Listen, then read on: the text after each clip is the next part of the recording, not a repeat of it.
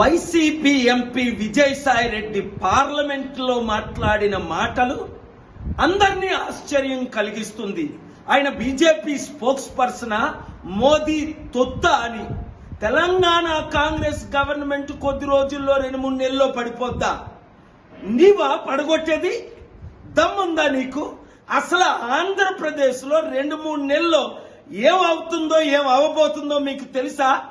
ఏ రోజైనా 5 సంవత్సరాల అధికారంలో ఉండేటప్పుడు స్పెషల్ స్టేటస్ గురించి ఫైట్ చేశారా? పోలవరం ప్రాజెక్ట్ గురించి ఫైట్ చేశారా? క్యాపిటల్ సిటీ కట్టారా? 1 కోటి నిరుద్యోగులకు ఉద్యోగాల గురించి ఏమైనా కంపెనీలు తీసుకొచ్చారా?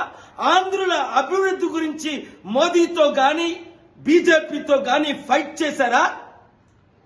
ఏం మాట్లాడుతున్నారు మీరు? ఏం చేస్తున్నారు? పడగొట్టేది మీరా? పడిపోబోతున్నారు మీరు.